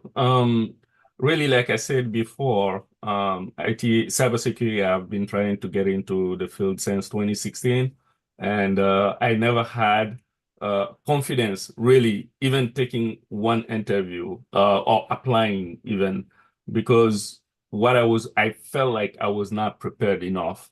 When I came with this GRC internship, really gave me more confidence to go out there. Really, I got this call.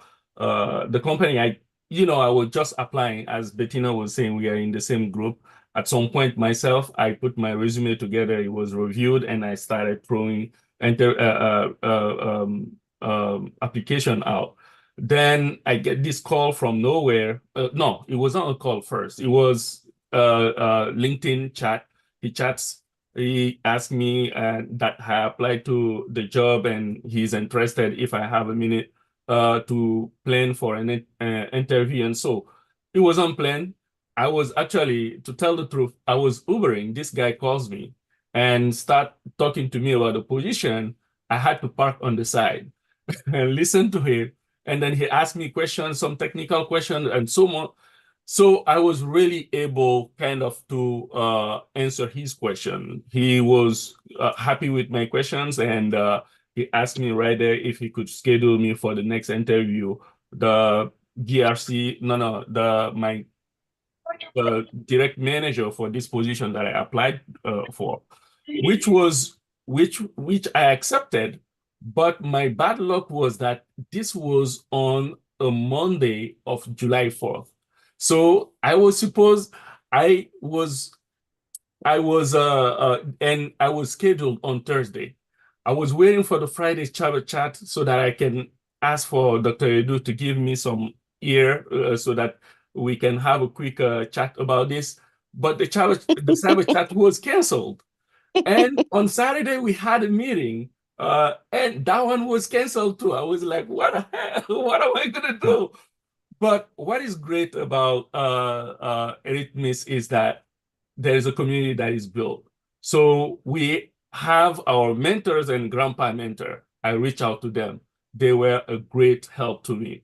They right away jumped on it, asked me for the job description. I sent it to them. I sent them my resume.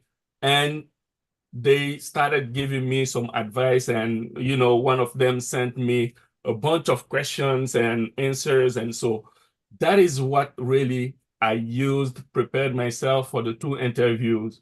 The first interview went well. The guy contacted me right away to schedule me for my next interview. I was okay with it. The second interview too, it was good. I was able to answer all of the questions and they were happy. Then they scheduled me for my next interview, which will be on-site interview. And what is crazy is that I'm going to have 4 interviews with 4 different people. I don't know why they didn't put them together, but it's going to be a back-to-back interview. And that will be on this Monday coming. Okay. Okay. Thank you for that insight into how you're able to get so far and in terms of your preparation also as well. And so we will get into my last questions and we will open the floor for everyone to, ask questions that they also wants to like that they want to pick your brains on. So for in terms of mindset, right? Mindset plays a very key role here. Now you can have the skills, you can have the knowledge, but if you keep telling yourself, is this really for me? Can I really move forward? There are some folks who apply for jobs and when they get interviews, they just shy away from it. They don't even, attend the interviews. And it's not because they don't know anything, but because they just get, scared out of their shoes. Now, mindset, all of you 4, you've gone through Julie, Felix working, Bettina has an offer, Bartholomew is going to have an offer by Tuesday. So, like, what is the mindset? Really, what do you tell yourself? How do you psych yourself up? We'll start with Julie. So the mindset, I think I'm not sure if somebody already mentioned it, but I think not everybody is a speaker. Not everybody can articulate on their feet in the very instant, and I happen to be one of those. So I had some good mentors, people that have already gone through Eretmis, that I will talk to, and they will help psych me. Yeah, Mavis was one great one, who I can call her anytime, and she was very encouraging. Yeah. And so I'm not sure I have completely overcome the imposter syndrome, but we move. Okay. Okay. So we'll go with the ladies first on this one. Bettina, please walk us through what is your mindset? How do you prepare yourself, mentally, for interviews and also to tell yourself, hey, I can do this? Okay, so I will start from not from cybersecurity, but I will start from me being a lawyer. Yes, like I think a few years ago, I was not somebody that I could even stand in front of 2 people to speak. And even though I was like, I really wanted to be a lawyer, but my dad used to tell me that you cannot, as a lawyer, English should be like your cutlass. You cannot say you're a farmer and you cannot use a cutlass. So you need to find a way to be able to speak to people, think on your feet, and try to do certain things that you feel very uncomfortable with.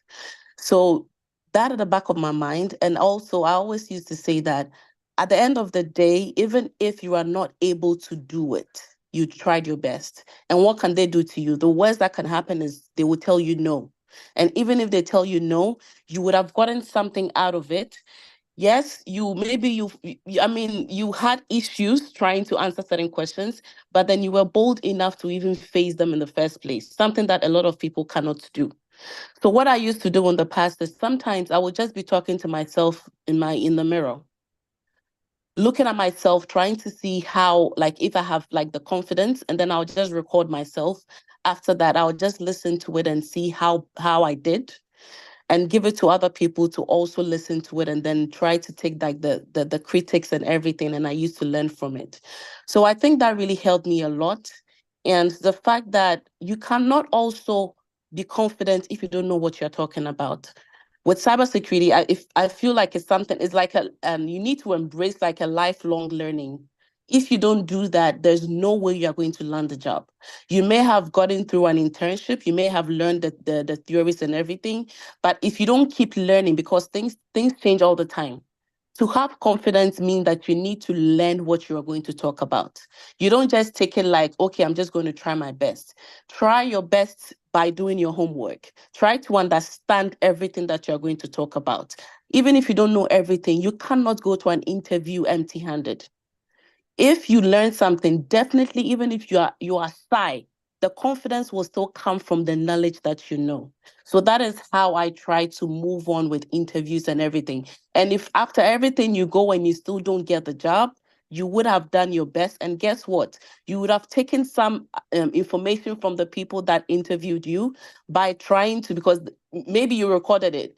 They asked you certain questions that you couldn't answer. You come back home, do your homework, and your next interview, you would have learned from that, and then you move on. So I think that would be, that has always been my mindset and how I always try to like prepare for every interview, basically.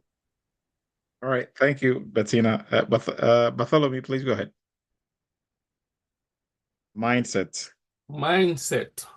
First, I will go a little bit back. The reason why it took me so long today to be where I am is that when I started contemplating this industry, I was not fully decided to get into it. And you cannot go like try to follow two rabbits at the same time. That is a saying in my country. It cannot go well.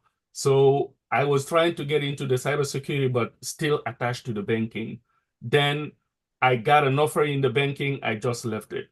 Where I want to drive this is that you have to decide what you want to do, what you're looking for, what you want. Once you decide, once you know, you decide you want to get into the cybersecurity, you give it all to it. The knowledge, the time you're going to spend learning will give you the confidence to take interview.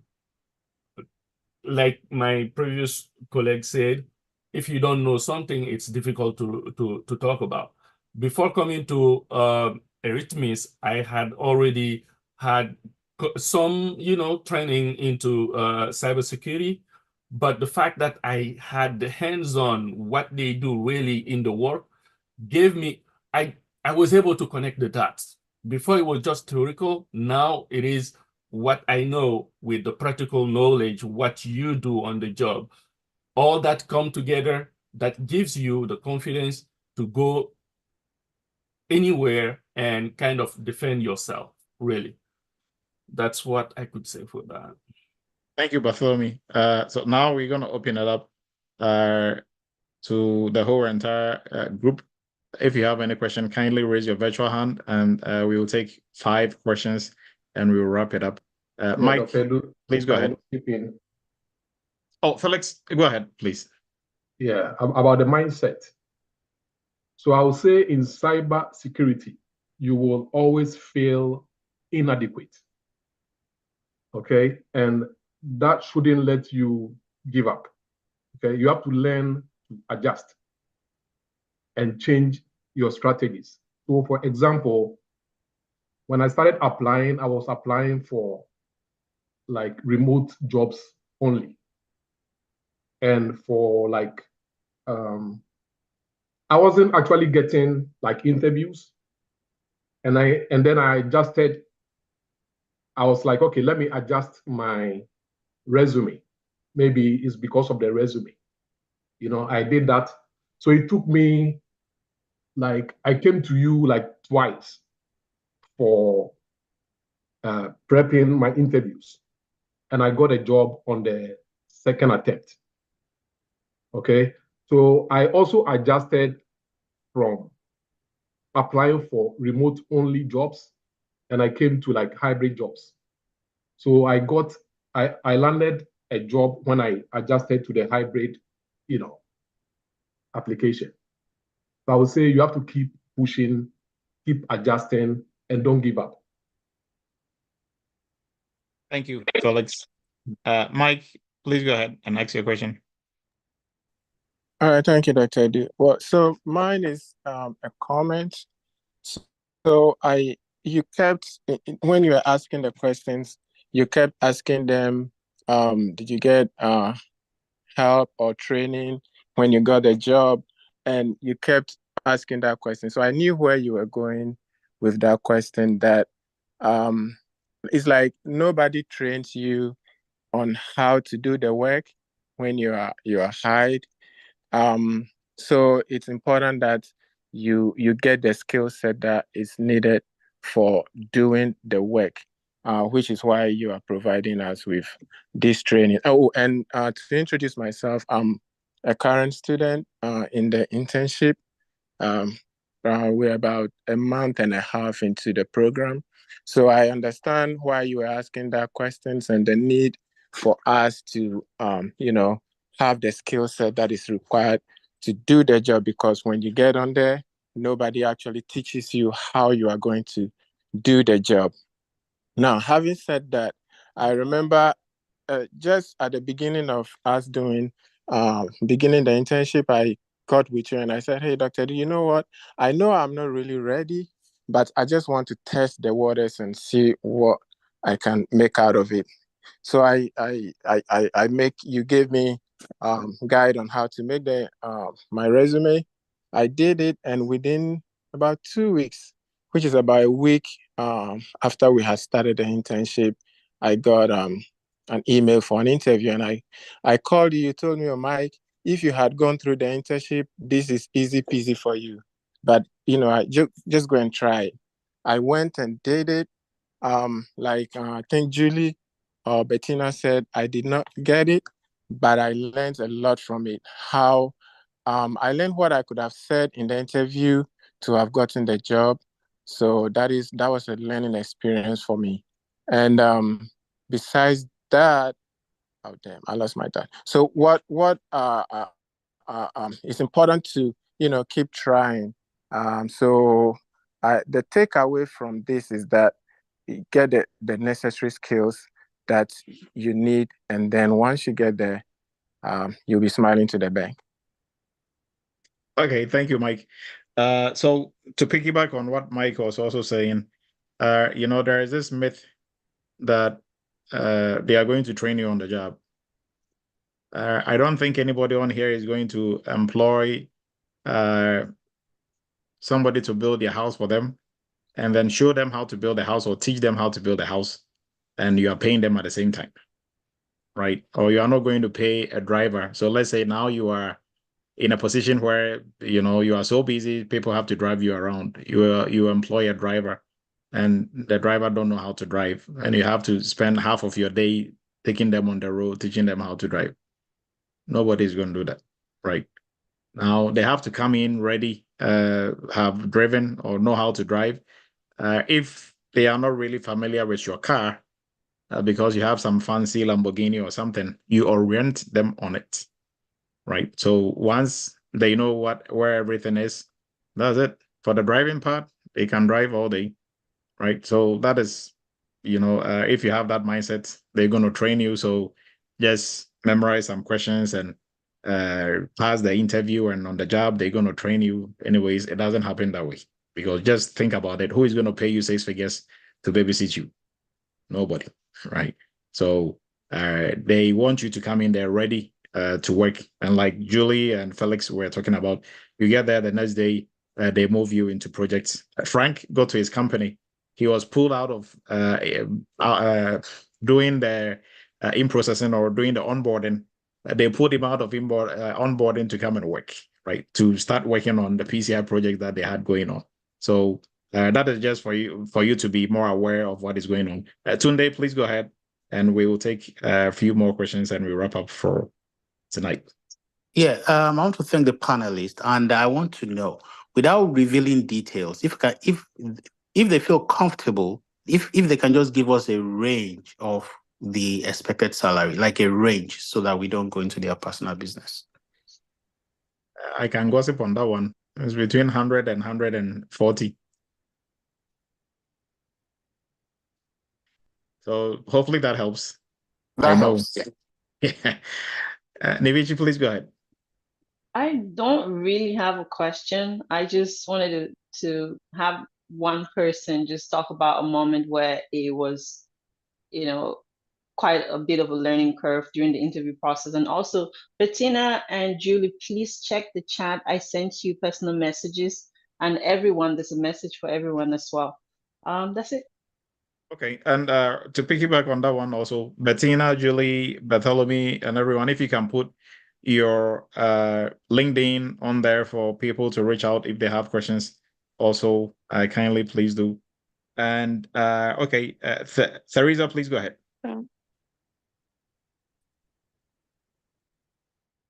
Hi everyone, this is Teresa here. So just to comment on the discussion on the mindset. I think that as humans, your mindset is what will drive you to how high you go. So what do you tell yourself you can do is what you will be able to achieve. So for me, I mean, starting from the internship, I kept telling my team members that it's a lot of investment here with my time and everything, and so I'm not going to play here. I wasn't looking at anybody who was not doing the internship work. I just did. It didn't matter to me if I was presenting 3 times like in a row. I didn't care because my mindset was that I'm going to leave here and also leave to get a job.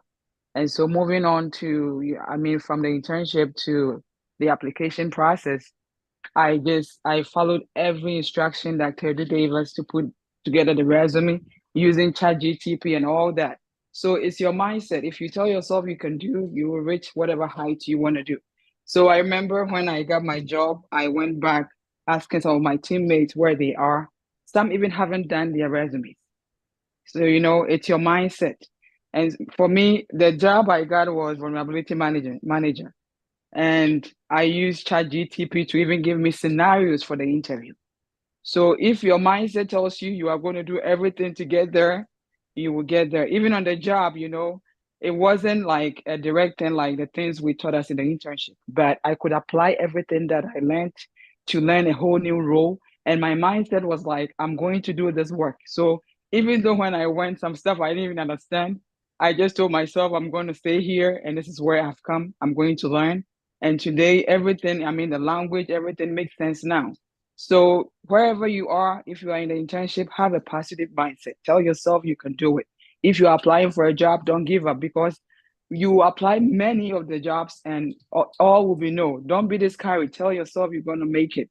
Even when you get on the job and it's so hard for you, tell yourself you're going to learn through and succeed over there. So your mindset is just move forward and you will get very far in everything you're doing, not just even in cybersecurity. So that's something a little I wanted to add to the discussion. Thank you, Theresa. Olan, please go ahead, and then Romeo, and we'll wrap it up. Yeah, thank you, sir. I just want to ask, someone's location, what role does it play in you landing a job? Because there are some job specification that will say you need to be within so locality.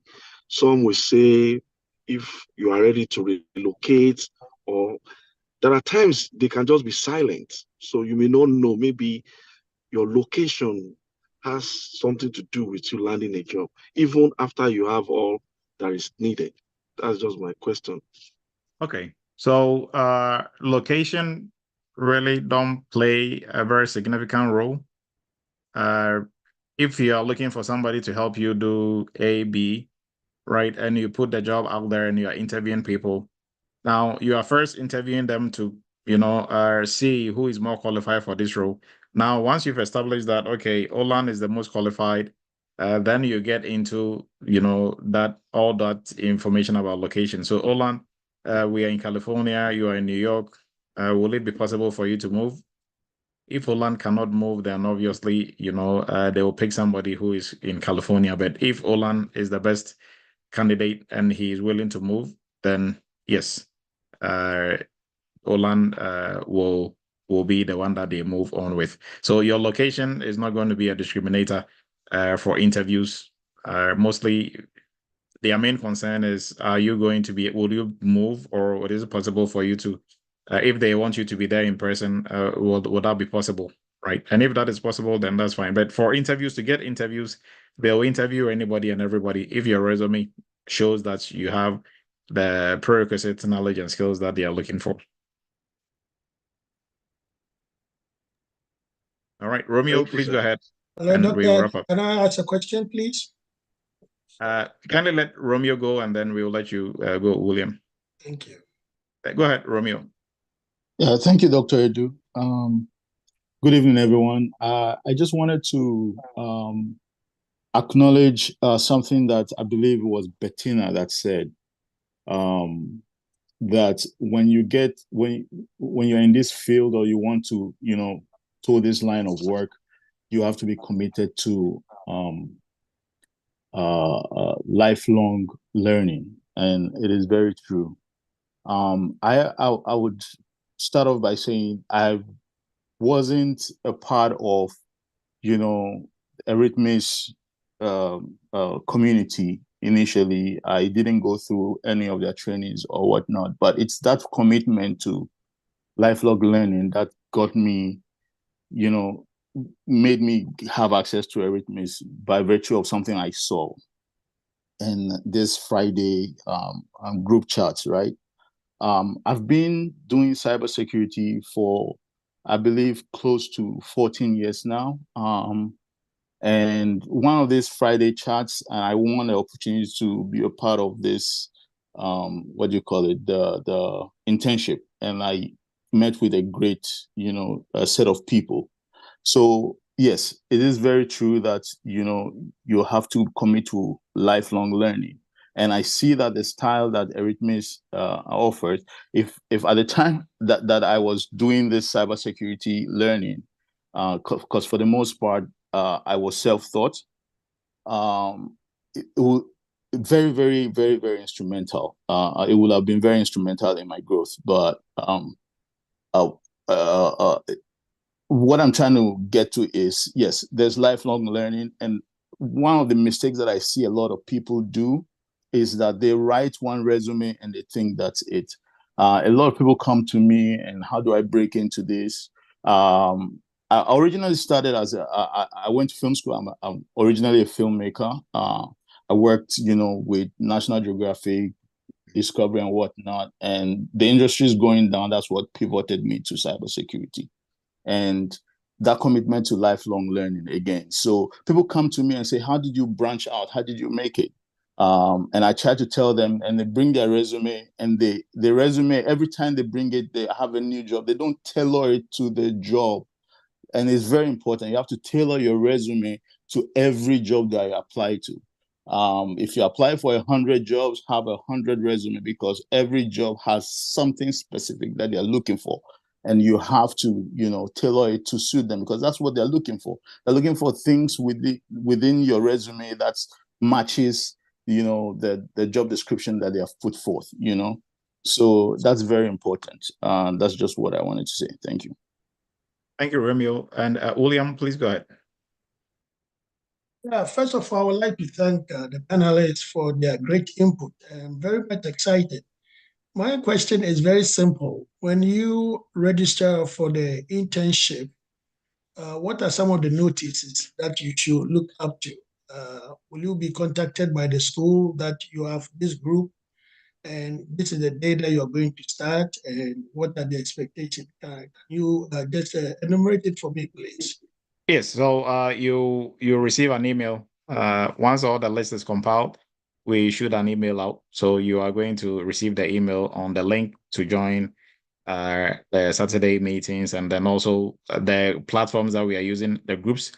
You're also going to have the link to join those groups as well. And then when we break out into the different groups, or like the groups that you are going to be in, you are also going to be notified on that as well, right? So Thank yes, you, Doctor. yes, keep an eye out for the email. Thank you, Doctor. Email. All right. So we are wrapping up a little bit over 9 p.m. So I appreciate everybody's time and everybody's help. Now the link for, I think the link for you to show your intent for the for the in-person conference that is coming up. That was posted last week. I was trying to look for it here. I'm not sure if somebody has it. They can post it.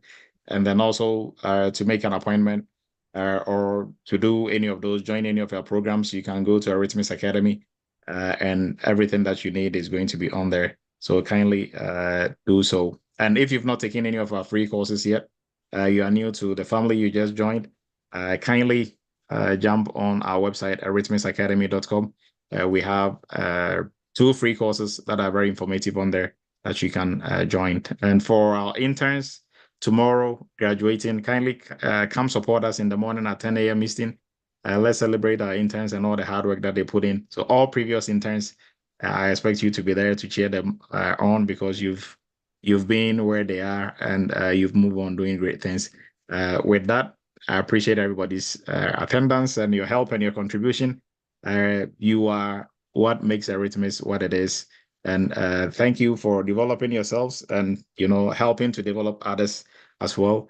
Have a great and wonderful weekend. We are going to meet next week, God willing, same time for Cyber Chat. Now, we couldn't give shout outs to everyone because we're running out of time, but I appreciate everybody who indicated where they're joining us from. We're going to compile that with next week's and give a shout out to everyone. Thank you, everyone. We will meet tomorrow. Kindly come support us, 10 a.m. Eastern, for the graduation. The link will be sent out.